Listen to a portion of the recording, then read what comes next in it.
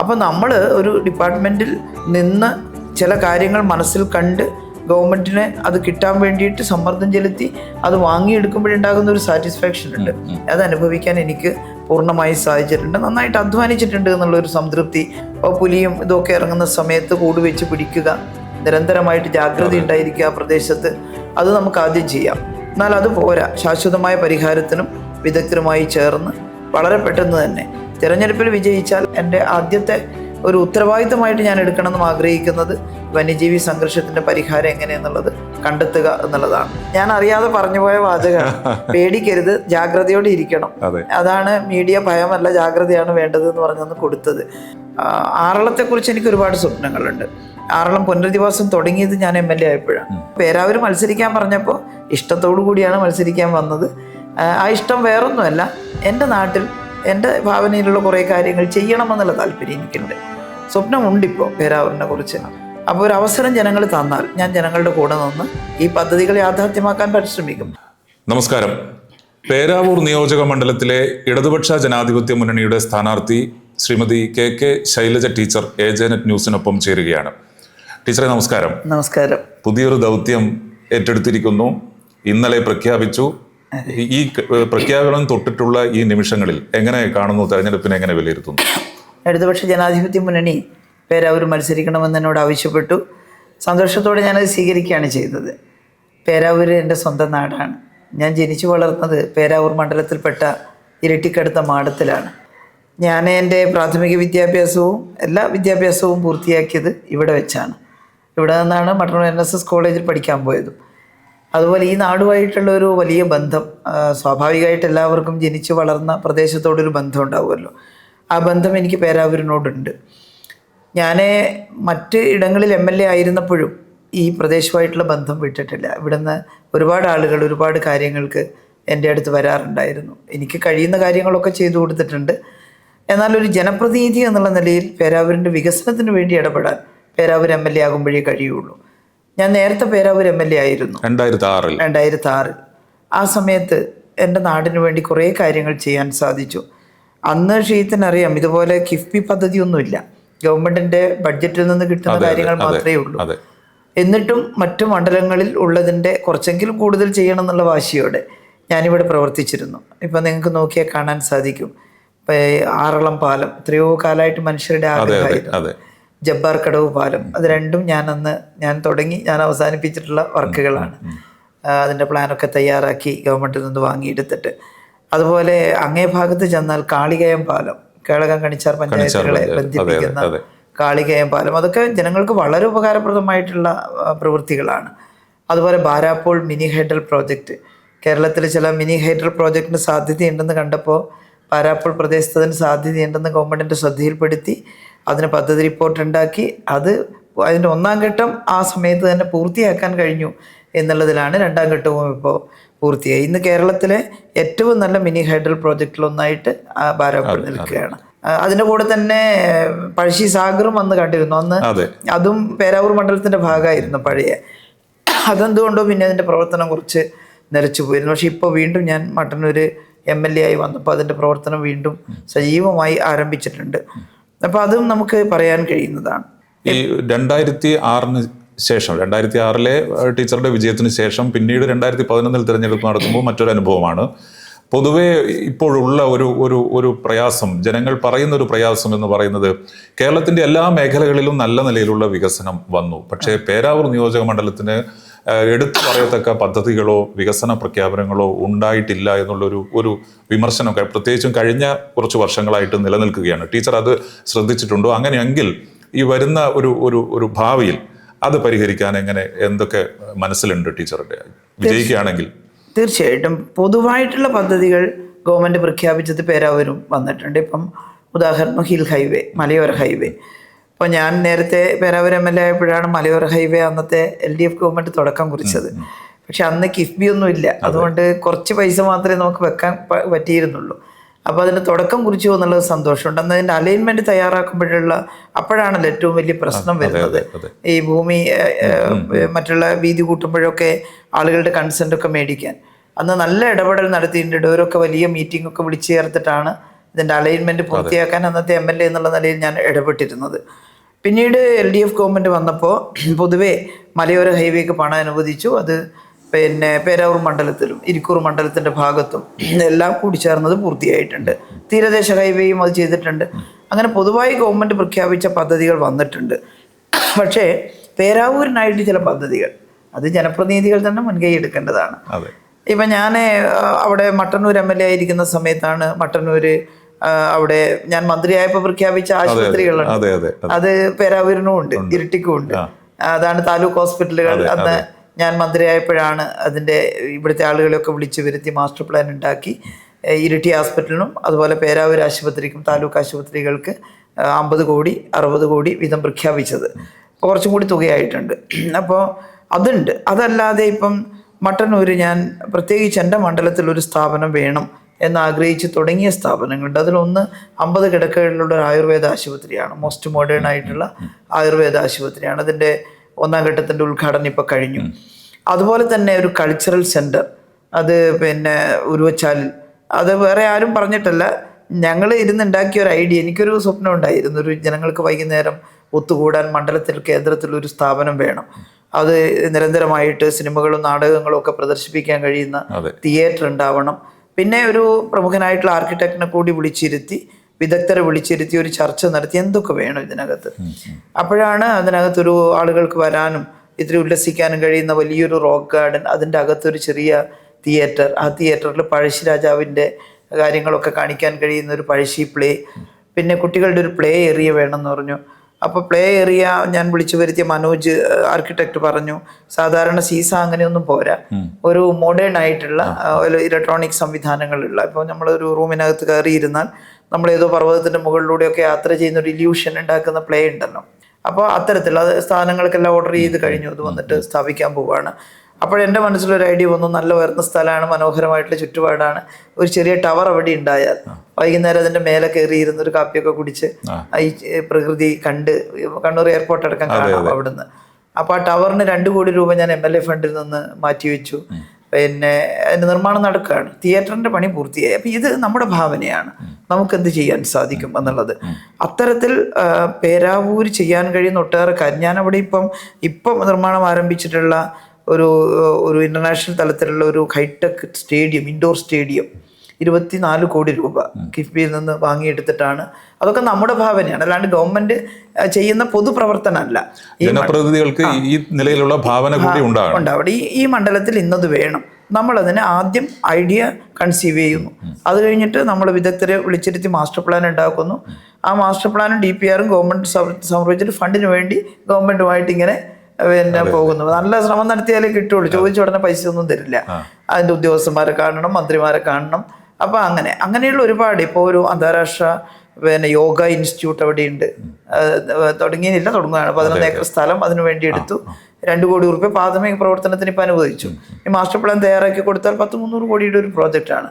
പിന്നെ international Ayurveda institute, അത് ഗവൺമെന്റിന്റെ തന്നെ ഒരു പ്രോജക്റ്റ് ആയിട്ട് വന്നു. ഞാൻ മന്ത്രിയായിരുന്നപ്പോഴാണ് 1ാം ഘട്ടം ഉദ്ഘാടനം ചെയ്തു. നിരവധി സ്ഥാപനങ്ങൾ ഇങ്ങനെ അവിടെ തുടങ്ങാൻ കഴിഞ്ഞിട്ടുണ്ട്. സ്പോർട്സ് മേഖല, ഒരു വോളിബോൾ അക്കാദമി പട്ടാന്നൂർ, അതൊക്കെ ഉണ്ടാക്കി. കരിയർ ഗൈഡൻസ് സെൻറ്റർ ഉണ്ടാക്കി. അതൊന്നും ഗവൺമെൻറ് പൊതുവായിട്ട് എല്ലാ മണ്ഡലത്തിലും പറഞ്ഞ് തരുന്നതല്ല, നമ്മുടെ ഭാവന അനുസരിച്ച് നമ്മളൊരു മണ്ഡലത്തിൽ ഇടപെട്ട് ഉണ്ടാക്കുന്നതാണ്. ഇപ്പം അതുപോലെ അങ്ങനെ ഒരു സ്ഥാപനം നമുക്ക് പേരാവൂർ കാണാൻ സാധിക്കുന്നില്ല.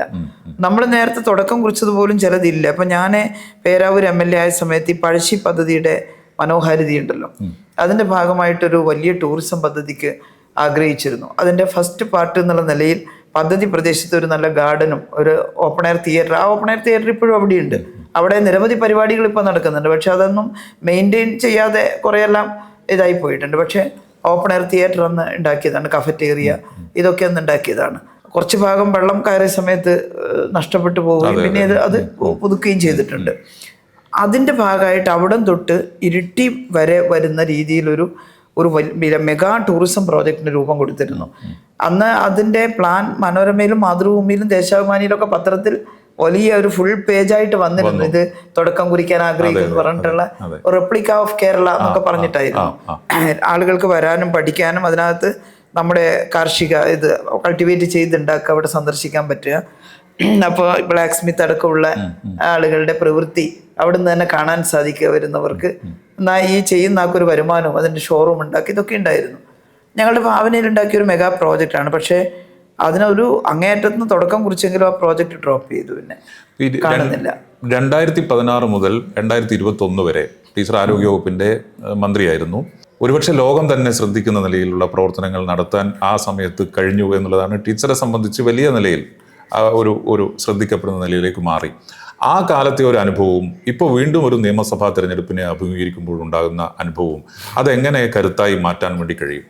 തീർച്ചയായിട്ടും നമുക്ക് അനുഭവങ്ങളെല്ലാം കരുത്താണ്. ഇപ്പം 2016 ഞാൻ മന്ത്രിയായിട്ട് ചുമതലയേൽക്കുമ്പോൾ ഞാൻ ആദ്യമായിട്ട് മന്ത്രിയാവുന്ന ഒരാളാണ്. അപ്പോൾ ഒരുപാട് വെല്ലുവിളികൾ നേരിടേണ്ടതായിട്ട് വന്നിട്ടുണ്ട്. വെല്ലുവിളികൾ വരുന്നതിന് മുമ്പേ ഈ ആരോഗ്യ വകുപ്പിനെ എങ്ങനെ നന്നാക്കാം എന്നുള്ളതായിരുന്നു എൻ്റെ ചിന്ത. സ്വാഭാവിക എല്ലാ മന്ത്രിമാരും അങ്ങനെയല്ലേ ആഗ്രഹിക്കുന്നത്. അപ്പോൾ ഭാഗ്യത്തിന് ഗവൺമെൻറ് ആരംഭിച്ച 4 മിഷനുകളിലൊന്ന് ആരോഗ്യ മേഖലയിലായി, ആർദ്രം മിഷൻ. അപ്പോൾ ആ മിഷൻ്റെ ഭാഗമായിട്ട് നമുക്ക് ഈ കിഫ്ബി മുഖാന്തരം കുറച്ച് പണവും കിട്ടും. അപ്പോൾ നമ്മൾ കിഫ്ബിയിൽ നിന്ന് പെട്ടെന്ന് ചോദിച്ച ഉടനെ പൈസയൊന്നും കിട്ടില്ല.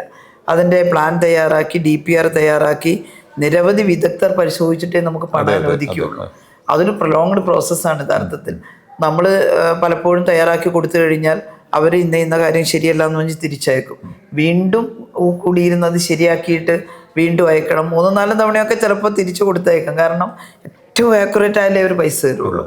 അപ്പോൾ അതിൻ്റെ പിന്നിലൊരു വലിയ അധ്വാനം ഉണ്ടായിരുന്നു. ഞാൻ ഈ കാസർഗോഡ് മുതൽ തിരുവനന്തപുരം വരെയുള്ള ആശുപത്രികളുടെ സൂപ്രണ്ടുമാരെയും എൻ്റെ ഹെൽത്ത് സെക്രട്ടറിയും അതുപോലെ തന്നെ വിദഗ്ധരായിട്ടുള്ള ആരോഗ്യ വകുപ്പിൽ ആയിട്ട് ബന്ധപ്പെട്ട് പ്രവർത്തിക്കുന്ന നാഷണൽ ഹെൽത്ത് മിഷൻ്റെ എഞ്ചിനീയർമാരെയും ഒക്കെ ഇരുത്തിയിട്ട് ഓരോ ആശുപത്രിയെക്കുറിച്ചും ഡിസ്കസ് ചെയ്തിട്ടാണ് മാസ്റ്റർ പ്ലാൻ തയ്യാറാക്കുന്നത്. എത്ര വരെ ആകാം, നമുക്ക് എന്തൊക്കെ ആദ്യഘട്ടത്തിൽ നമുക്ക് കൊടുക്കാൻ സാധിക്കും, അങ്ങനെയുള്ള കെട്ടിടങ്ങളുടെ മാസ്റ്റർ പ്ലാൻ, ഉപകരണങ്ങൾ ഏതാണ് ആവശ്യം, ഇതൊന്നും വെറുതെ പറഞ്ഞിട്ട് ആരെങ്കിലും പറഞ്ഞാൽ ഉണ്ടാക്കി കൊണ്ടുവരില്ലല്ലോ. അപ്പോൾ എൻ്റെ ഓഫീസിൽ വിളിച്ചു വരുത്തിയ ആ ചർച്ചയ്ക്കും ഈ പ്ലാൻ അംഗീകരിച്ച് കിട്ടുന്നതിനും വേണ്ടി മണിക്കൂറുകൾ ചെലവഴിച്ചിട്ടുണ്ട്. പക്ഷേ ഞാൻ സംതൃപ്തിയാണ്. കാരണം 2020 ആകുമ്പോഴേക്കും കേരളത്തിലെ മിക്കവാറും എല്ലാ താലൂക്ക് ഹോസ്പിറ്റലിനും കിഫ്ബി പണം അനുവദിച്ചു. അതിൽ ആദ്യം അനുവദിച്ച പുനലൂർ പോലുള്ള ആശുപത്രികൾ അതിന് 100-110 കോടി അന്ന് അനുവദിച്ചു. അതിനും കൂടുതലായി ചിലവ്. അത് ആ സർക്കാരിൻ്റെ കാലത്ത് തന്നെ പൂർത്തിയാക്കി ഉദ്ഘാടനം ചെയ്യാൻ പറ്റി. ചിലതെല്ലാം ഈ രണ്ടാമത് തുടർച്ചയുണ്ടായപ്പോഴാണ് ഉദ്ഘാടനം കഴിഞ്ഞപ്പോൾ കൊച്ചിൻ ക്യാൻസർ സെൻറ്റർ അന്ന് തുടങ്ങിയതാണ്. പക്ഷേ ഇപ്പോഴാണ് ഉദ്ഘാടനം പൂർത്തിയായത്. ഈ ഗവൺമെൻറ്റും കുറേ പുതിയ പദ്ധതികളും അനുവദിച്ചിട്ടുണ്ട്, 2ാം പിണറായി സർക്കാർ. അപ്പോൾ നമ്മൾ ഒരു ഡിപ്പാർട്ട്മെൻറ്റിൽ നിന്ന് ചില കാര്യങ്ങൾ മനസ്സിൽ കണ്ട് ഗവൺമെൻറ്റിനെ അത് കിട്ടാൻ വേണ്ടിയിട്ട് സമ്മർദ്ദം ചെലുത്തി അത് വാങ്ങിയെടുക്കുമ്പോഴുണ്ടാകുന്ന ഒരു സാറ്റിസ്ഫാക്ഷൻ ഉണ്ട്. അത് അനുഭവിക്കാൻ എനിക്ക് പൂർണ്ണമായി സാധിച്ചിട്ടുണ്ട്. നന്നായിട്ട് അധ്വാനിച്ചിട്ടുണ്ട് എന്നുള്ളൊരു സംതൃപ്തി എൻ്റെ മനസ്സിലുണ്ട്. അപ്പോൾ ഇവിടെയും ഉണ്ട്. ഇവിടെ ഇരിട്ടി ഹോസ്പിറ്റൽ, പേരാവൂർ ഹോസ്പിറ്റൽ, അതിന് 2നും അന്നാണ് പൈസ അനുവദിച്ചത്. ഈ സ്ഥലത്തിൻ്റെ ഒരു ചെറിയ തർക്കമൊക്കെ വന്നത് പിന്നെ പരിഹരിച്ചു പോയില്ല എന്നുള്ളത് കൊണ്ടാണ് ഇത്തിരി താമസം വന്നത്. ഇപ്പോഴത് പരിഹരിക്കപ്പെട്ടിട്ടുണ്ട്. എന്തായാലും അത് പൂർത്തിയാകുമ്പോൾ വലിയ സൗകര്യമാണ്, നല്ല സൗകര്യമാണ്. ഈ പേരാവൂർ നിയോജക മണ്ഡലത്തെ സംബന്ധിച്ചിട്ട് ഉള്ള ഒരു പ്രധാനപ്പെട്ട എപ്പോഴും വന്നുകൊണ്ടിരിക്കുന്ന ഒരു പ്രശ്നം ഈ ആദിവാസി മേഖലയുമായി ബന്ധപ്പെട്ടതാണ്. ഇപ്പോൾ ആർലം ഫാം ഉൾപ്പെടെയുള്ള മേഖലകളിലെ പുനരധിവാസ മേഖലകളിലെ പ്രശ്നങ്ങൾ, അവിടുത്തെ വന്യജീവി ആക്രമണം, അത് ഒരു ശാശ്വതമായ പരിഹാരം കണ്ടെത്താൻ പ്രായോഗികമായ പ്രയാസങ്ങൾ ഉണ്ടാകും. അത് പ്രത്യേകിച്ചും മനുഷ്യ വന്യജീവി സംഘർഷത്തിൻ്റെതായ കുറേ സങ്കീർണമായ വിഷയങ്ങളുണ്ട്. പക്ഷെ അത് ഒരു പരിഹാരം കണ്ടെത്തുന്നതിന് വേണ്ടി ടീച്ചറുടെ മനസ്സിലുള്ള ഒരു ആശയം എന്താണ്? അതെ, ഇതൊരു ലോകം മുഴുവൻ ശ്രദ്ധിക്കുന്നൊരു വിഷയമാണ്. നമ്മുടെ നാട്ടിൽ മാത്രമല്ല, മനുഷ്യവാസം, മനുഷ്യരുടെ എണ്ണം പെരുകുകയും നമുക്ക് കൂടുതൽ സ്ഥലം ആവശ്യമാവുകയും വരുന്നു. ഒന്ന്, കാട്ടിൽ വന്യജീവികൾ പെരുകുന്നു, അത് അവിടെ തികയാതെ പുറത്തേക്ക് ഇറങ്ങുന്നു എന്നുള്ളതാണ് ഈ മനുഷ്യ വന്യജീവി സംഘർഷത്തിൻ്റെ പ്രധാനപ്പെട്ട കാരണം. പക്ഷെ നമുക്ക് ആ ന്യായമൊന്നും പറഞ്ഞ് നിൽക്കാൻ പറ്റില്ല. നമ്മുടെ ഏറ്റവും പ്രധാനപ്പെട്ട ലക്ഷ്യം മനുഷ്യരുടെ ജീവൻ രക്ഷിക്കലാണ്. ആറളം മേഖലയിൽ, ആറളം മാത്രമല്ല, കൊട്ടിയൂർ മേഖലയിൽ, ഈ മണ്ഡലത്തിന്റെ വിവിധ മേഖലകളിൽ ഉണ്ട്. അപ്പോൾ ഞാൻ മുമ്പ് പേരാവൂർ MLA, അന്ന് കൊട്ടിയൂരില്ല ഇതിൻ്റെ കൂടെ, പേരാവൂർ MLA ആയ സമയത്താണ് ആറളത്ത് മതിൽ ഉണ്ടാക്കാൻ, ആന മതിൽ ഉണ്ടാക്കാൻ വേണ്ടിയിട്ട് ആദ്യത്തെ സംരംഭം തുടങ്ങിയത്. കാരണം ഞങ്ങളന്ന് ട്രെഞ്ച് ഉണ്ടാക്കി നോക്കി. ട്രെഞ്ച് ആന തൂർത്ത് കളയുന്നു. അതുപോലെ ഫെൻസിങ് ആന പിന്നെ മരമൊക്കെ, വലിയ ഉണക്ക മരമൊക്കെ എടുത്തിട്ടിട്ട് അമർത്തിയിട്ടത് പിന്നെ നശിപ്പിച്ച് കളയുന്നു. അപ്പോൾ അങ്ങനെയാണെങ്കിൽ ആന മതിൽ കൺസെപ്റ്റ് അന്നാണ് വിദഗ്ധരുമായിട്ട് ആലോചിച്ചിട്ട് ഞങ്ങൾ പിന്നെ എടുത്തത്. പലരും പറഞ്ഞു ഒന്നും ശരിയാവില്ല, ആന മുതലൊന്നും ശരിയാവില്ല എന്ന് പറഞ്ഞു. പക്ഷെ നല്ല വാശിയോടെ ഇടപെട്ടു. അന്നൊരു ചെറിയ പോർഷൻ ആന മുതൽ ചെയ്യാൻ സാധിച്ചു. പക്ഷെ ആ ചെയ്ത സ്ഥലത്ത് ആന അത്രത്തോളം വന്നിട്ടില്ല. പക്ഷെ ഒരു ചോദ്യമുണ്ട്, ആന മുതൽ എവിടം വരെ ഉണ്ടാക്കും? ആന മുതലിന്റെ അപ്പുറത്തുകൂടെ നടന്നു എന്നിട്ട് ആന വരില്ലേന്ന് ചോദിക്കും. അപ്പൊ അതിന് ഒരു പരിഹാരം വിദഗ്ധരടക്കം ഇരുന്നിട്ട് കാണണം. എന്നാൽ ആന മതിൽ മോശമല്ലാത്തൊരു പരിഹാരമാണ്, അതിൽ എനിക്കും വിശ്വാസമുണ്ടത്. അപ്പോൾ പ്രധാനപ്പെട്ട ബുദ്ധിമുട്ടുള്ള മനുഷ്യവാസ കേന്ദ്രങ്ങളിൽ ആന മതിൽ ഉണ്ടാക്കുകയും അതിൻ്റെ അപ്പുറത്തുള്ള ഭാഗം ഈ മതിൽ കഴിഞ്ഞാൽ ആന അതിലേ വരാതിരിക്കാനുള്ള സംരംഭങ്ങൾ ഉണ്ടാക്കുകയും ചെയ്യണം. അത് ഒറ്റവാക്കിൽ പറയാൻ പറ്റില്ല. ഞാൻ കാണുന്നത് പേരാവൂരിലെ ജനങ്ങൾ എന്നെ തിരഞ്ഞെടുത്താൽ ഞാനതിൻ്റെ വിദഗ്ധരുമായിട്ട് വളരെ പെട്ടെന്ന് തന്നെ ആലോചന നടത്തിക്കൊണ്ട് അടിയന്തരമായി ചെയ്യാൻ കഴിയുന്ന കാര്യങ്ങൾ ആദ്യം ചെയ്യും, മനുഷ്യരുടെ ജീവൻ രക്ഷിക്കാൻ. അപ്പോൾ പുലിയും ഇതൊക്കെ ഇറങ്ങുന്ന സമയത്ത് കൂട് വെച്ച് പിടിക്കുക, നിരന്തരമായിട്ട് ജാഗ്രത ഉണ്ടായിരിക്കുക പ്രദേശത്ത്, അത് നമുക്ക് ആദ്യം ചെയ്യാം. എന്നാൽ അത് പോരാ, ശാശ്വതമായ പരിഹാരത്തിനും വിദഗ്ധരുമായി ചേർന്ന് വളരെ പെട്ടെന്ന് തന്നെ തിരഞ്ഞെടുപ്പിൽ വിജയിച്ചാൽ ആദ്യത്തെ 2-3 മാസങ്ങളിൽ തന്നെ എൻ്റെ ആദ്യത്തെ ഒരു ഉത്തരവാദിത്തമായിട്ട് ഞാൻ എടുക്കണമെന്നും ആഗ്രഹിക്കുന്നത് വന്യജീവി സംഘർഷത്തിൻ്റെ പരിഹാരം എങ്ങനെയെന്നുള്ളത് കണ്ടെത്തുക എന്നുള്ളതാണ്. അത് ഷീത്ത് പറഞ്ഞ പോലെ വളരെ എളുപ്പമല്ല. മേലെ കൂടി കുരങ്ങ് വന്നാൽ എന്താണെന്ന് ചോദിക്കും. അതെ, അതിനും ചില പരിഹാര മാർഗങ്ങൾ ചിലർ നിർദ്ദേശിക്കുന്നുണ്ട് ഇപ്പം. പിന്നെ അത് നമുക്കൊന്ന് പരീക്ഷിച്ച് നോക്കണം. ആറളത്തെക്കുറിച്ച് എനിക്ക് ഒരുപാട് സ്വപ്നങ്ങളുണ്ട്. ആറളം പുനരധിവാസം തുടങ്ങിയത് ഞാൻ MLA ആയപ്പോഴാണ്. പക്ഷെ ആ പുനരധിവാസം പൂർത്തിയാവുന്നതിന് മുമ്പേ ആ കാലാവധി അവസാനിച്ചു. തുടർച്ചയായിട്ടുണ്ടായിരുന്നെങ്കിൽ ആ പുനരധിവാസത്തെക്കുറിച്ചുള്ള സങ്കല്പം കുറേ കൂടി ചെയ്യാമായിരുന്നു എന്നെനിക്ക് തോന്നിയിട്ടുണ്ട്. കാരണം പുനരധിവസിപ്പിച്ചു, ആ മനുഷ്യരെങ്ങനെ ജീവിക്കും? അപ്പോൾ അവർക്കായിട്ടുള്ള ഒരുപാട് സൗകര്യങ്ങൾ നമ്മൾ ആ പുനരധിവാസ മേഖലയിൽ കാണണം. അതിൻ്റെ ഒരു മാസ്റ്റർ പ്ലാൻ തന്നെ ഉണ്ടാക്കണം, ഒരു പദ്ധതി ഉണ്ടാക്കണം. ആ പദ്ധതി രൂപരേഖ അനുസരിച്ച് വേണം ചെയ്യാൻ. അപ്പോൾ അത് ഞാൻ ഇപ്പോൾ വിജയിച്ചു വരികയാണെങ്കിൽ ഞാൻ അത് ഉണ്ടാക്കുന്നതിന് മുൻകൈ എടുക്കും. എങ്ങനെയാണ് അവർക്ക് കിട്ടിയ സ്ഥലത്ത് കൃഷി ചെയ്യുകയല്ല, കൃഷി ചെയ്ത ആദായം അവർക്ക് എങ്ങനെ കിട്ടും, അതിനുള്ള കാർഷിക പ്രോജക്റ്റൊക്കെ ഉണ്ടാക്കേണ്ടതായിട്ടുണ്ട്. പിന്നെ പ്രഥമമായിട്ട് അവരുടെ ജീവിത സുരക്ഷ അതെല്ലാം ഉറപ്പുവരുത്തണം. അവർക്ക് റിക്രിയേഷനുള്ള സൗകര്യങ്ങൾ വേണം. അതൊക്കെ ഉണ്ടാക്കി എടുക്കാൻ ഒരു പദ്ധതി ഉണ്ടാക്കുക എന്നുള്ളത് മനസ്സിൽ കാണുന്നുണ്ട്. അതുപോലെ തന്നെ മറ്റു ഭാഗം കൃഷിക്ക് വേണ്ടി ഉപയോഗിക്കുന്ന ഫാമിൽ ഞാൻ അതിലേക്ക് വരാൻ വേണ്ടി പോവായിരുന്നു. കാർഷിക മേഖല കൂടി നമ്മുടെ ഈ മേഖലയിൽ പ്രധാനപ്പെട്ട ഉറപ്പായിട്ടും ഈ ഫാം എന്ന് പറഞ്ഞത് ഒരു നിധിയാണ് യഥാർത്ഥത്തിൽ. എനിക്ക് കുറച്ചു കാലം ഇവിടെ അവസരം കിട്ടിയപ്പോൾ ആറളം ഫാമിൽ കുറച്ച് മാറ്റങ്ങൾ ഉണ്ടാക്കാനെന്ന് പരിശ്രമിച്ചു. ഒരു മൂല്യവർദ്ധിത ഉൽപ്പന്നങ്ങൾ ഉണ്ടാക്കാൻ അന്നാണ് ഈ തേൻ സംസ്കരണ യൂണിറ്റ് അതുപോലെ വെളിച്ചെണ്ണ സംസ്കരണ യൂണിറ്റിനൊക്കെ തുടക്കം കുറിച്ചതെന്ന് പ്രശാന്തൊക്കെ ഇവിടെ ചാർജായിട്ട് IAS കാരനുള്ള സമയത്ത് അദ്ദേഹത്തോട് പറഞ്ഞ് ആലോചിച്ചിട്ടാണ് അത്തരത്തിലുള്ള ചില സംരംഭങ്ങൾക്ക് ജസ്റ്റ് ഒന്ന് തുടങ്ങിയിട്ടുള്ളൂ. അപ്പോഴേക്കും ഗവൺമെൻറ്റിൻ്റെ കാലാവധി കഴിഞ്ഞിരുന്നു. പക്ഷേ ഇപ്രാവശ്യം പേരാവൂരിൽ നിന്ന് ജയിച്ചു വന്നാൽ ഞാൻ ഈ പറഞ്ഞതുപോലെ ആദ്യത്തെ പദ്ധതികളിൽ ഒന്നായി രൂപപ്പെടുത്തും അതിനെ. അവിടെ സാധ്യതകൾ 2-3 തരത്തിലാണ്. ഒന്ന്, ഗവൺമെൻറ് സംവിധാനം എന്നുള്ള നിലയിൽ കാർഷിക മേഖലയിൽ ചിലത് നന്നായിട്ട് ലാൻഡ്സ്കേപ്പ് ചെയ്യണം, ഒരു നല്ല ലക്ഷണമൊത്ത ഫാമായിട്ട് അതിനെ മാറ്റണം. ഇത്തിരി ഇൻവെസ്റ്റ്മെൻറ്റ് വേണ്ടി വരും. ഇപ്പോൾ ചില സ്വകാര്യ ഇൻവെസ്റ്റ്മെന്റ് അവിടെ വരുന്നുണ്ട്. നമ്മുടെ സ്റ്റാൻലി ഒക്കെ ചില കാര്യങ്ങൾ അവിടെ നടത്തുന്നുണ്ട്. അദ്ദേഹം വളരെ സമർത്ഥനാണ്. ഗുഡ് എർത്തിന്റെ ഭാഗമായിട്ട് അതുപോലെ നമുക്ക് അതിനെയൊക്കെ പ്രോത്സാഹിപ്പിക്കുകയും ഗവൺമെന്റിന് ചെയ്യാൻ കഴിയുന്ന ഒട്ടേറെ കാര്യങ്ങളുണ്ട്.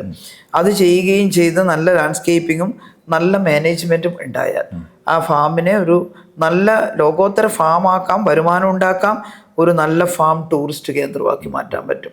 ഒപ്പം ഈ മൂല്യവർദ്ധിത ഉൽപ്പന്നങ്ങൾ അതിൻ്റെ ഷോറൂമുകളടക്കം അവിടെ തുടങ്ങാൻ സാധിക്കണം. എന്നിട്ട് വെളിയിൽ നിന്ന് ആളുകൾ ഫാം കാണാനും ഷോറൂം സന്ദർശിക്കാനും നമ്മുടെ തനതായ ഉൽപ്പന്നങ്ങൾ വാങ്ങാനും ഒക്കെ വരുന്ന ഒരു സ്ഥലമായിട്ട്, ഒരു മാർക്കറ്റിംഗ് പ്ലേസ് കൂടിയായിട്ട് അതിനെ മാറ്റണം. അതുപോലെ കൃഷിയുടെ വിവിധ വശങ്ങൾ പഠിക്കാൻ വരാൻ സാധിക്കണം. എൻ്റെ ഒരു സ്വപ്നം ഈ IRIA ഉണ്ടല്ലോ, നമ്മുടെ ആയുർവേദ റിസർച്ച് ഇൻസ്റ്റിറ്റ്യൂട്ട്, അതുമായി കൊളാബറേറ്റ് ചെയ്തിട്ട് ഒരുപാട് ഔഷധ സസ്യ കൃഷി നടത്താൻ പറ്റും അവിടെ. IRIAക്ക് ആവശ്യമാണ് ഔഷധ സസ്യം. അപ്പോൾ മെഡിസിനൽ പ്ലാന്റിൻ്റെ പ്രൊഡക്ഷൻ മാത്രമല്ല, ഭാവിയിൽ മെഡിസിൻ ഉൽപ്പാദിപ്പിക്കാനുള്ള കേന്ദ്രം കൂടിയായിട്ട് നമുക്ക് മാറ്റാൻ പറ്റും, ആയുർവേദ ഔഷധങ്ങൾ. അപ്പോൾ വലിയ സാധ്യതയാണുള്ളത്. ഇതെല്ലാം ഇപ്പൊ പറയുമ്പോൾ ഒരു സ്വപ്നമാണെങ്കിലും സ്വപ്നങ്ങളാണ് യാഥാർത്ഥ്യമാവുക. സ്വപ്നം ഉണ്ടെങ്കിലേ സ്വപ്നം ഉണ്ടെങ്കിലേ പദ്ധതി ഉണ്ടാവുള്ളൂ. സ്വപ്നം കാണണം എന്നുള്ളത് തന്നെയാണ്. സ്വപ്നം ഉണ്ടിപ്പോൾ പേരാവൂരിനെ കുറിച്ച്. അപ്പോൾ ഒരു അവസരം ജനങ്ങൾ തന്നാൽ ഞാൻ ജനങ്ങളുടെ കൂടെ നിന്ന് ഈ പദ്ധതികൾ യാഥാർത്ഥ്യമാക്കാൻ പരിശ്രമിക്കും. ജനങ്ങൾ അവസരം തന്നാലല്ലേ ശ്രമിക്കാൻ പറ്റുള്ളൂ. 1-2 കാര്യം കൂടി നമുക്ക് അവസാനിപ്പിക്കാം അത് പറഞ്ഞിട്ട്. അതായത് മഹിളാ അസോസിയേഷന്റെ പ്രധാനപ്പെട്ട നേതാവാണ് ടീച്ചർ. അപ്പോൾ സ്ത്രീകൾ നേരിടുന്ന ഒരുപാട് വിഷയങ്ങളിൽ ഈ കഴിഞ്ഞ കാലങ്ങളിലെല്ലാം ഇടപെട്ടിട്ടുണ്ട്, പല മുന്നേറ്റങ്ങളും നടത്തിയിട്ടുണ്ട്. ആ ഒരു പ്രവർത്തനം കൂടി ഈ തെരഞ്ഞെടുപ്പിന്റെ കൂടി ഭാഗമായി പ്രത്യേകിച്ചും സ്ത്രീകൾ നേരിടുന്ന ഒരുപാട് വിഷയങ്ങൾ അതെങ്ങനെ ഉയർത്തിക്കൊണ്ടുവരും? തീർച്ചയായിട്ടും. ഞാൻ വനിതാ ശിശു വികസന വകുപ്പ് കേരളത്തിൽ രൂപീകരിക്കുമ്പോൾ അതിൻ്റെ മന്ത്രി ഞാനായിരുന്നു. യഥാർത്ഥത്തിൽ ഞാനൊക്കെ മഹിളാ അസോസിയേഷൻ്റെ പ്രവർത്തക എന്നുള്ള നിലയിൽ വിളിച്ച മുദ്രാവാക്യമാണ് സ്ത്രീകൾക്ക് ഒരു പ്രത്യേക വകുപ്പ് വേണം, എങ്കിൽ മാത്രമേ സ്ത്രീകൾ പിന്തള്ളപ്പെട്ടു പോയവരാണ് സ്ത്രീകൾ. ആ സ്ത്രീകളെ പല വിധത്തിൽ അവരെ നമ്മൾ കാണുന്നത് സ്ത്രീകളുടെ ശാക്തീകരണം എന്ന് പറഞ്ഞാൽ അതിൽ സാമ്പത്തികമായ ശാക്തീകരണം, രാഷ്ട്രീയ ശാക്തീകരണം, സാമൂഹ്യ ശാക്തീകരണം ഇതൊക്കെയുണ്ട്. അപ്പോൾ സ്ത്രീകളെ ഏണിംഗ് മെമ്പർമാരായിട്ട് മാറ്റാനും നമുക്ക് സാധിക്കണം. അവരെ നല്ല സാംസ്കാരിക ബോധമുള്ളവരാക്കിയിട്ട് മാറ്റാൻ സാധിക്കണം. നല്ല ധൈര്യമുള്ളവരാക്കി മാറ്റാനും സാധിക്കണം. ഞാൻ ഗവൺമെൻറ് ഞങ്ങളുടെ ഡിപ്പാർട്ട്മെൻറ്റിനെ ഏൽപ്പിച്ചു ഒരു വനിതാ ശിശു വികസന വകുപ്പ് രൂപീകരിക്കണം, അതിനുള്ള പ്ലാൻ തയ്യാറാക്കണം. ജ്യോതിലാൽ IAS ആയിരുന്നു അതിൻ്റെ ഒരു പ്ലാൻ അന്ന് പ്രോജക്റ്റ് തയ്യാറാക്കിയത്. ഞങ്ങളെല്ലാം ചർച്ച ചെയ്തു. അങ്ങനെ ആ വകുപ്പ് രൂപീകരിച്ചു. ഞാൻ മന്ത്രിയായിരിക്കുന്ന സമയത്ത് ഗവൺമെൻറ് രൂപീകരിച്ചു. അതിൻ്റെ ആദ്യത്തെ ചാർജും ഞാനാണ് വഹിച്ചത്, വനിതാ ശിശു വികസന വകുപ്പിൻ്റെ. ആ വകുപ്പിൽ 2017 വകുപ്പുണ്ടായി. 2018 ഒരു വർഷം ഇതിൽ കുറേ പ്ലാനിങ് നടന്നു ചെയ്യാൻ. 19-20 ആകുമ്പോഴേക്കും ഫ്ലഡും 17-ലും 18-ലും വലിയ ശല്യം ഉണ്ടായിരുന്നില്ലെങ്കിൽ ഇതിനേക്കാൾ മുന്നിലെത്തുമായിരുന്നു. അന്നത്തെ ഏറ്റവും വലിയൊരു സ്വപ്നം അഭ്യസ്തവിദ്യരായിട്ടുള്ള പെൺകുട്ടികൾക്കൊക്കെ ലോകം അറിയാൻ, ജോലി സമ്പാദിക്കാൻ, ഇനി അഭ്യസ്തവിദ്യർ മാത്രമല്ല ആദിവാസി വിഭാഗങ്ങളുടെ തനതായിട്ടുള്ള കലകളും അവരുടെ നിർമ്മാണ പ്രവർത്തനങ്ങളും ഒക്കെ ഉണ്ട്. അതിനെയൊക്കെ പ്രോത്സാഹിപ്പിക്കാൻ കഴിയുന്ന ഒരു ജെൻഡർ പാർക്ക്, അതൊരു വലിയ സ്വപ്നമാണ്. കോഴിക്കോട് അത്തരത്തിലുള്ളൊരു പാർക്ക് ആരംഭിക്കാനുള്ള പ്രാഥമിക പ്രവർത്തനം നടത്തിയിരുന്നു. ഇപ്പം ഞാൻ വിചാരിക്കുന്നത് പേരാവൂരിൽ നിന്ന് ജയിച്ചു വരികയാണെങ്കിൽ ഈ പേരാവൂർ മണ്ഡലത്തിൽ അതുപോലത്തതല്ല, മണ്ഡലത്തിന് വേണ്ടിയുള്ള ഒരു ജെൻഡർ പാർക്ക്, പെൺകുട്ടികൾക്കും സ്ത്രീകൾക്കും വരാനും പഠിക്കാനും, ഇനി വർക്ക് ഫ്രം ഹോമൊക്കെ ചെയ്യുന്നവർക്ക് നല്ല ഇൻ്റർനെറ്റ് സൗകര്യമൊക്കെ കൊടുത്തിട്ട് അവർക്ക് വന്നിരുന്ന് ജോലി ചെയ്യാനും ഒക്കെ കഴിയുന്ന, ഇത് സ്ത്രീകൾക്ക് മാത്രമായിട്ടൊരു ജെൻഡർ പാർക്ക്. എന്നാൽ ഇതേ സൗകര്യം ആൺകുട്ടികൾക്കൊക്കെ വേണം. അതിന് കരിയർ ഗൈഡൻസ് സെൻറ്റർ പൊതുവായിട്ടുള്ളതും മനസ്സിലുണ്ട്. അപ്പോൾ അത് എനിക്ക് ഒറ്റയ്ക്ക് വിചാരിച്ചാൽ നടക്കുന്നതല്ല. അതിന് താല്പര്യവും അതിൻ്റെ അറിവുമുള്ള ഒരുപാട് വിദഗ്ധരും ഒക്കെയുണ്ട്, നന്നായി ചിന്തിക്കുന്നവർ. അത്തരം ആളുകളുടെ പിന്തുണയുണ്ടെങ്കിൽ അത് പിന്തുണ നമുക്ക് എടുക്കാം. ഒരു ടീം വർക്ക്, ഞാൻ എപ്പോഴും ഒരു ടീം വർക്കിലാണ് വിശ്വസിക്കുന്നത്. അപ്പം നിപ്പയും കോവിഡും ഒക്കെ നേരിട്ടത് ആദ്യം ടീം ഫോം ചെയ്തിട്ടാണ്. അപ്പം അങ്ങനെ ഒരു ടീം കിട്ടാൻ നല്ല സാധ്യതയുള്ള മണ്ഡലമാണ് പേരാവൂർ. മുൻപ് ഞാൻ MLA ആയപ്പോൾ ഒരു ചെറിയ തരത്തിലുള്ള ടീം എനിക്ക് ഉണ്ടായിരുന്നു ഇവിടെ. അതിൽ പത്രപ്രവർത്തകരും വിദഗ്ധരും ഒക്കെ ചേർന്നിട്ടുള്ള ഞങ്ങൾ വികസന സെമിനാറൊക്കെ നടത്തിയിരുന്നു ഇവിടെ. നല്ല ഭംഗിയായിട്ട് നടന്നിരുന്നു അതെല്ലാം. അപ്പോൾ അങ്ങനെയുള്ളൊരു നല്ല ടീം ഇവിടെ ഉണ്ട്. അങ്ങനെ ഒരു ടീം ഉണ്ടാക്കിക്കൊണ്ട് ഈ പറയുന്ന ഒരു ഭാഗത്ത് സ്ത്രീകളുടെ അവർക്ക് പിന്നെ എല്ലാ പഞ്ചായത്ത് തലത്തിലും സ്ത്രീകൾക്കായിട്ടൊരിടം, അവർക്ക് വൈകുന്നേരം വരാനും വായിക്കാനും അവർക്ക് ആവശ്യമുള്ള കാര്യങ്ങൾ പറയാനും ഒക്കെ തരുന്ന ഒരു ജെൻഡർ പാർക്ക് എന്നുള്ള നിലയിൽ ചെറിയ ചെറിയ സംരംഭങ്ങൾ, മൊത്തത്തിലൊരു വലിയ ജെൻഡർ പാർക്ക്, ഒരു ഇത്തരം വലിയ സൗകര്യങ്ങൾ അടങ്ങിയിട്ടുള്ള ഭാഷാ പഠനം അടങ്ങിയിട്ടുള്ള ഒരു ജെൻഡർ പാർക്ക് മനസ്സിലുണ്ട്. അതിൻ്റെ പദ്ധതി ജയിച്ചു വന്നാൽ ആദ്യം തന്നെ ആവിഷ്കരിക്കാൻ കഴിയും. ജനങ്ങൾ ഇതൊക്കെ ആഗ്രഹിക്കുന്നെങ്കിൽ അല്ലെങ്കിൽ ഇഷ്ടപ്പെടുന്നു എങ്കിൽ എനിക്കൊരു വോട്ട് തരണം. ഞാൻ ജനങ്ങളുടെ കൂടെ നിന്ന് ഇതൊന്നും വെറുതെ പറയുന്നതല്ല. എന്റെ മണ്ഡലത്തിൽ ചെയ്തത്, കഴിഞ്ഞ മണ്ഡലത്തിൽ ചെയ്തത് അനുഭവത്തിലാണ് ഞാൻ പറയുന്നത്. അല്ലാതെ ഒരുപാട് ഇങ്ങനെ പറയുക എന്നിട്ടൊന്നും ചെയ്യാതിരിക്കുക ചെയ്ത് നടപ്പാക്കിയത് കൺമുന്നിലുണ്ട്. അത് അതിന്റെ അനുഭവം വെച്ചിട്ടാണ് പേരാവൂർ അങ്ങനെ ചെയ്യാൻ അങ്ങനെ പരിശ്രമിക്കുകയാണ് എനിക്ക് ഏറ്റവും ഇഷ്ടമുള്ള കാര്യം എവിടെയായാലും. കേരളത്തിൽ ഇപ്പോ സ്ഥാനാർത്ഥികളുടെ പ്രൊഫൈൽ എടുത്തു നോക്കിയാലും അതുപോലെ തന്നെ ശക്തമായ ഒരു പോരാട്ടം നടക്കുന്ന മണ്ഡലമായി പേരാവൂർ മാറുകയാണ്. ഈ അടുത്തടുത്ത മണിക്കൂറുകളിൽ അതൊരു വേറൊരു തരത്തിലേക്ക് മാറും. രാഷ്ട്രീയമായി ഈ പോരാട്ടത്തെ ടീച്ചർ എങ്ങനെ കാണും? അതുകൂടി പറഞ്ഞ് നമുക്ക് അവസാനിപ്പിക്കാം. തീർച്ചയായിട്ടും എൻ്റെ പാർട്ടിയും മുന്നണിയും എന്നെ ചുമതലപ്പെടുത്തി. ടീച്ചറിൻ്റെ പ്രദേശമാണ് പേരാവൂർ. സാധാരണ പോളിസി അനുസരിച്ച് 2 ടേം തുടർച്ചയായി മത്സരിച്ചവർ ഉറപ്പുള്ള മണ്ഡലത്തിലാണെങ്കിൽ അവിടെ മത്സരിക്കേണ്ടതില്ല, പുതിയ ആൾ വരട്ടെ എന്നാണ് ഞങ്ങളുടെ പോളിസി. മുഖ്യമന്ത്രിക്ക് മാത്രമാണ് PB ഒരളവ് കൊടുത്തത് ആ കാര്യത്തിൽ. മറ്റു ഞങ്ങൾക്ക് ആർക്കും അങ്ങനെയുള്ള അളവില്ല. എന്നാൽ ഞാനും ഷംസീറും അങ്ങനെ 2 ടേം പൂർത്തിയായതാണ്. പക്ഷേ അങ്ങനെ ഒരു ധാരണ കഴിഞ്ഞ സമയത്ത് പൊതുവെ പാർട്ടി ഒരു അഭിപ്രായം പറഞ്ഞു, ശൈലജ ടീച്ചർ ഒന്നുകൂടി മത്സരിക്കണം എന്ന് പറഞ്ഞു. അപ്പോൾ അത് പേരാവൂർ ടീച്ചറിൻ്റെ പ്രദേശത്ത് ടീച്ചർ മത്സരിക്കണം എന്ന് പറഞ്ഞു. പത്രങ്ങളിലൊക്കെ എന്തൊക്കെയോ വാർത്തകൾ, അത് ഒന്നും ശരിയല്ല എന്നുള്ളതാണ്. ഞങ്ങളൊന്നും അങ്ങനെ പറയുന്നതല്ല, ഇന്ന മണ്ഡലം വേണമെന്നോ അല്ലെങ്കിൽ ഇന്നടുത്താണെങ്കിൽ മത്സരിക്കാമെന്നോ അങ്ങനെയൊന്നും പാർട്ടിക്കകത്ത് പറയാൻ പറ്റില്ല. പറഞ്ഞാൽ ആരും കേൾക്കാനും പോകുന്നില്ല, ഞങ്ങളാരും പറയുകയില്ല. അപ്പോൾ അങ്ങനെ പാർട്ടി പറഞ്ഞപ്പോൾ മുന്നണിക്ക് വേണ്ടിയിട്ടാണ് ഒരു മത്സരം, അതും എൻ്റെ നാട്ടിലാണ്, എനിക്ക് വേറൊന്നും നോക്കാനില്ലല്ലോ അക്കാര്യത്തിൽ. അപ്പോൾ മത്സരിക്കാൻ പറഞ്ഞാൽ മത്സരിക്കുക, മത്സരിച്ച് ജയിച്ചു കഴിഞ്ഞാൽ അതിൽ എൻ്റെ സ്വപ്നങ്ങളുണ്ട്, അതിലുണ്ട്. പിന്നെ സ്ത്രീകളെല്ലാം പ്രത്യേകിച്ച് സ്ത്രീകൾ മാത്രമല്ല, സ്ത്രീകളും പുരുഷന്മാരും എല്ലാം പിന്നെ എനിക്ക് എന്നെ ഇഷ്ടപ്പെടുന്ന താല്പര്യപ്പെടുന്ന അനേകം ആളുകളുണ്ട്. പിന്നെ മുഴുവൻ ആളുകളെന്നൊന്നും നമുക്ക് പറയാൻ പറ്റില്ല. പക്ഷെ സ്ത്രീകൾ പ്രത്യേകിച്ച് ശൈലജ ടീച്ചർ വനിതാ ശിശു വികസന വകുപ്പ് കൈകാര്യം ചെയ്തയാൾ, പിന്നെ നിപ്പ കോവിഡ് കാലത്തൊക്കെ ഒരാശ്വാസമായിരുന്നു എന്ന് പലരും പറയും. കാരണം ഞാനതിന് ഉത്തരവാദപ്പെട്ട ആളായിരുന്നു. ഭയമല്ല വേണ്ടത്, ജാഗ്രതയാണെന്നുള്ള ക്യാപ്ഷൻ അന്നുകൊണ്ട് ഞാൻ അറിയാതെ പറഞ്ഞു പോയ വാചകമാണ്. പേടിക്കരുത്, ജാഗ്രതയോടെ ഇരിക്കണം, അതാണ് മീഡിയ. ഭയമല്ല ജാഗ്രതയാണ് വേണ്ടത് എന്ന് പറഞ്ഞന്ന് കൊടുത്തത്. അപ്പോൾ അതെല്ലാം ഉണ്ട്, അത് ഉള്ളിൽ തട്ടി ഞാൻ ചെയ്തിട്ടുള്ള കാര്യമാണ്. അതുപോലെ ഈ മണ്ഡലത്തിലെ ഒരു മഹാഭൂരിപക്ഷം വരുന്ന സ്ത്രീ വോട്ടർമാരും അവർ കണ്ടത് ഞാൻ വനിതാ ശിശു വികസന വകുപ്പ് മന്ത്രിയായിരുന്നു. ആ സമയത്ത് ചെയ്തതെല്ലാം ഞാനിപ്പോൾ പകർത്തി പറഞ്ഞു, ഒരുപാട് കാര്യം ചെയ്തിട്ടുണ്ട്. അത്തരം കാര്യങ്ങൾ ഞാൻ ചെയ്യും വന്നാൽ. അതേസമയത്ത് എല്ലാ വോട്ടർമാരും, സ്ത്രീകൾ മാത്രമല്ല, ഞാൻ ഈ പറഞ്ഞ കാര്യങ്ങളെല്ലാം മനസ്സിലാക്കി വോട്ട് ചെയ്താൽ ഞാൻ വിജയിക്കും. പേരാവൂർ മണ്ഡലത്തിൽ ഇത്തവണ വിജയിക്കാൻ കഴിയുമെന്ന് തന്നെയാണ് ഞാൻ കരുതുന്നത്. വിജയിച്ചു കഴിഞ്ഞാൽ ഞാൻ ഈ പറഞ്ഞതൊക്കെ ചെയ്യും. അപ്പോൾ പേരാവൂർ മത്സരിക്കാൻ പറഞ്ഞപ്പോൾ ഇഷ്ടത്തോടു കൂടിയാണ് മത്സരിക്കാൻ വന്നത്. ആ ഇഷ്ടം വേറൊന്നുമല്ല, എൻ്റെ നാട്ടിൽ എൻ്റെ ഭാവനയിലുള്ള കുറേ കാര്യങ്ങൾ ചെയ്യണമെന്നുള്ള താല്പര്യം എനിക്കുണ്ട്. അത് ചെയ്യാനൊരു അവസരം തരുമെന്ന് മാത്രമേ ഞാൻ പറയുന്നുള്ളൂ. ആ അവസരം പേരാവൂരിലെ ജനങ്ങൾ എനിക്ക് തരും എന്ന് ഞാൻ ഉറച്ചു വിശ്വസിക്കുകയാണ്. നിങ്ങൾ എനിക്കൊരു അവസരം തന്നാൽ അതൊരിക്കലും പാഴായി പോവില്ല. നിങ്ങളുടെ കൂടെ നിന്ന് ഞാൻ നിങ്ങളുടെ കൂടെ പ്രവർത്തിക്കും എന്ന് മാത്രമേ എനിക്ക് പറയാനുള്ളൂ. വളരെയധികം നന്ദി ടീച്ചറെ. അതുപോലെ തന്നെ എല്ലാവിധ വിജയാശംസകളും നേരുകയാണ്. വിലപ്പെട്ട ഈ സമയം അനുവദിച്ചതിന് പ്രത്യേകം നന്ദി. Thank you Shijith. Thank you. ശരി.